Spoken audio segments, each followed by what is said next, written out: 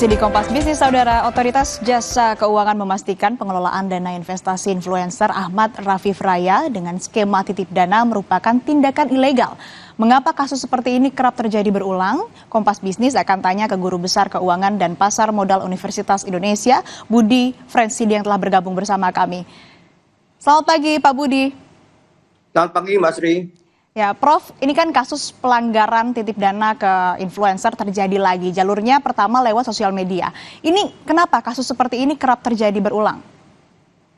Saya pikir karena masyarakat kita yang terutama yang memiliki dana itu kurang baca, kemudian juga kurang gaul, dan terakhir ya tidak realistis ya di dalam mengejar return yang bisa didapatkan, sehingga ya ini juga berimplikasi ke literasi yang relatif rendah, ya, sangat rendah bahkan dibandingkan dengan industri atau sektor jasa keuangan lainnya. Ya, jadi memang literasinya masih rendah, masih kurang, tapi memang buru-buru pengen dapat return yang besar. Lalu ini sebetulnya bagaimana sih masyarakat ini bisa membedakan mana yang influencer, mana yang manajer investasi, dan siapa yang kira-kira bisa bertanggung jawab atas hal ini? Ya, saya pikir yang tadi sudah disampaikan dan juga ini sudah seringkali disampaikan oleh para pimpinan kita di OJK, legal dan logis ya. Jadi harus memastikan bahwa bicara penghimpunan dana itu harus lembaga yang resmi dan tidak bisa perorangan. Kemudian kalaupun dia sudah berizin, katakan izinnya menghimpun dana sampai pengelolaan dana, itu ya pemilik dana harus realistis di dalam membaca return yang dijanjikan. Kenapa?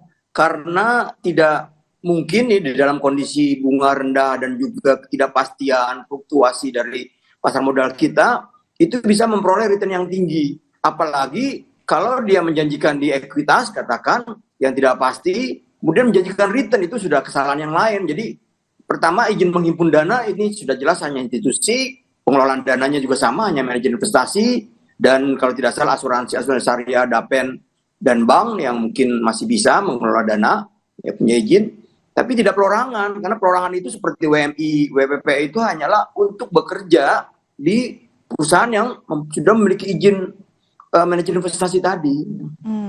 Tapi sederhananya untuk masyarakat ini, bagaimana sih caranya supaya masyarakat bisa membedakan mana yang influencer, mana yang manajer investasi? Ya, satu, ya ini menawarkan untuk dikelola oleh sebuah perusahaan yang namanya manajer investasi, atau dikelola dengan menggunakan nomini atau oleh si pribadi yang namanya Ahmad Raffi ini. Nah, dalam kasus ini kan dia mengelola tidak atas nama sebuah perusahaan yang punya izin, yaitu manajer investasi. Jadi mengelola pribadi, bahkan menggunakan kalau tidak salah nama-nama pegawainya untuk membuka rekening efek. Jadi ya banyak ada kesalahan yang lain gitu, selain penghimpunan dan pengelolaan dana, penggunaan nama-nama pegawainya untuk membuka efek atas nama pemilik dana. Jadi utamanya ya kita harus realistis ataupun harus pemilik dana lah yang utama ya. Dan OJK dalam hal ini ya kalau dia langsung melakukan penindakan begitu laporan pertama diterima, ya saya pikir sudah melakukan tugasnya, peranannya sebagai pengawas untuk melindungi konsumen juga. Ya, Prof Budi, kan di segmen sebelumnya tadi kami membahas soal literasi masyarakat terkait pasar modal, yang mana kita ketahui dari tahun 2016 sampai tahun 2022 ini kan cukup stagnan di level 4%, bahkan menurun. Nah, ini kenapa bisa seperti ini? Apa yang mempengaruhi?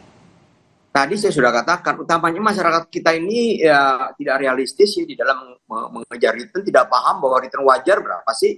Ya, jadi, nah kenapa? Ya karena kurang baca dan juga kurang bergaul, jadi sangat rentan untuk dipengaruhi oleh para provokator pom-pom yang punya tujuan sendiri untuk ya tadi mengelabui ataupun menggelapkan dana dan sebagainya untuk kepentingannya. Jadi kuncinya adalah ya dari regulator ya edukasi ya, tapi dari yang utama dari pemilik dana.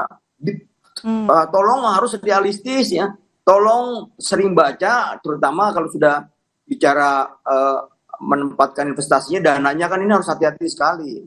Ya, yang namanya manajer investasi saja tidak bisa menjanjikan return kalau dia memang sifatnya mengejar return tinggi, tapi kan ketidakpastiannya juga besar resikonya.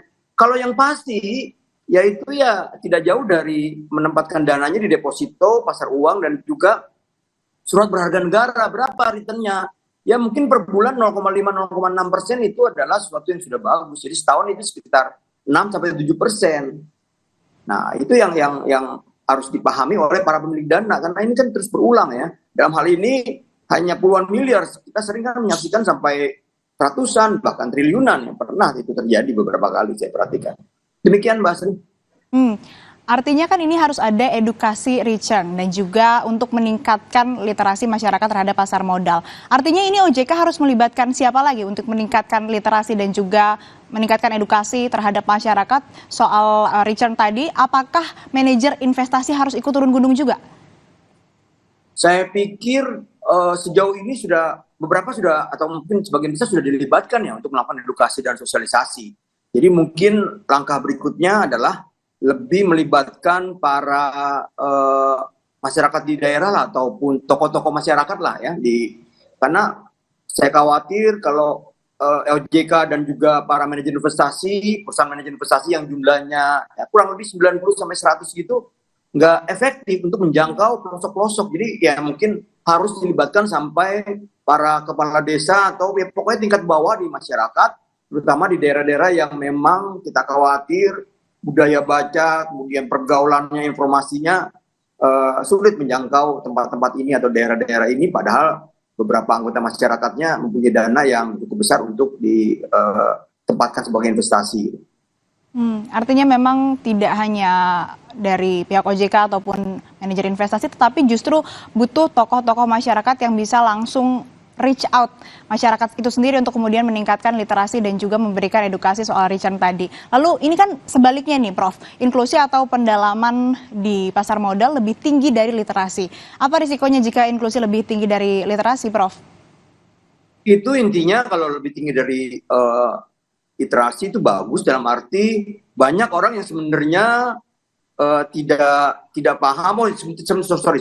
Mestinya ya kita agak khawatir banyak orang yang kurang pemahamannya, tapi terlanjur sudah mempunyai produk-produk di pasar modal itu ya. Jadi mestinya literasinya tinggi, kemudian inklusinya juga tinggi mendekati. Jadi memang agak mengkhawatirkan kalau inklusi keuangannya besar, padahal literasinya pemahamannya masih kurang. Artinya mereka sudah memiliki produk-produk itu ya, tapi sebenarnya dari segi pemahaman, katakan resiko, expected return dan sebagainya kurang. Jadi memang agak mengkhawatirkan dan ya relatif ya harus diperlukan yang namanya edukasi, sosialisasi, bukan hanya oleh lembaga resmi seperti OJK, kemudian juga universitas, kemudian manajer investasi, tapi sampai ke level bawah mungkin ya, tokoh-tokoh masyarakat dan juga ormas dan juga perangkat pemerintah di tingkat yang paling bawah, saya pikir. Ya, Prof, ini saya butuh penekanan dari kasusnya Rafif Raya ini, apakah bisa terjadi ada risiko kembali terulang? Saya pikir dengan kita membaca literasi yang masih rendah, ya sangat mungkin itu akan terjadi dan memang agak sulit ya buat otoritas untuk melakukannya preventif gitu. Biasanya kan yang dilakukan adalah kuratifnya setelah terjadi baru. Jadi kalau kita bisa berharap ya pencegahan ya, di level pencegahan itu akan lebih baik, tapi kan kita susah karena sudah terlanjur ada korban baru biasanya ada pelaporan.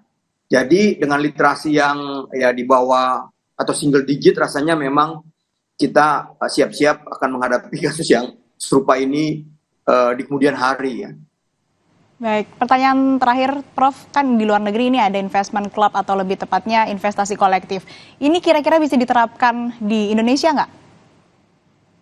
Investasi kolektif ya selama mereka katakan transparan kepada anggotanya dan juga jelas pengelolaannya tidak oleh satu, tapi di bawah institusi yang mempunyai izin, saya pikir oke saja. Tapi kalau dikelola oleh satu orang yang memang tidak, permasalahan adalah tidak mempunyai izin yang baik menghimpun dan mengelola dana, kemudian apalagi sampai menjanjikan return yang tinggi yang tidak masuk akal, apalagi sampai menggunakan nomini, kemudian juga mempengaruhi banyak masyarakat melalui medsos dan sebagainya, itu yang tidak wajar. Tapi kalau mereka memang berdasarkan kekerabatan kenal dekat, dan saya pikir sesuatu yang mungkin tidak terlalu bermasalah ya, seperti di banyak negara maju, selama literasinya ya jangan di angka single digit seperti ini ya, mestinya literasinya ini mungkin yang harus dikejar. Terima kasih. Ya, artinya memang yang paling utama ini adalah peningkatan literasi dahulu kepada masyarakat terkait dengan pasar modal dan juga pemberian edukasi soal return dan juga hal-hal lain yang kemudian memang ini dibutuhkan sebelum masyarakat turun langsung di pasar modal. Terima kasih waktunya Bapak Prof. Budi Frensidi selaku Guru Besar Keuangan dan Pasar Modal Universitas Indonesia telah bergabung bersama kami di Kompas Bisnis. Sehat selalu, Pak. Ya, terima kasih. Saudara, usai jeda Sapa Indonesia Pagi akan kembali dengan informasi Ketua Umum PSI Kaesang Pangarep menemui Presiden PKS di kantor DPP PKS. Kehadiran Kaesang atas undangan PKS membuka kemungkinan adanya koalisi di Pilkada.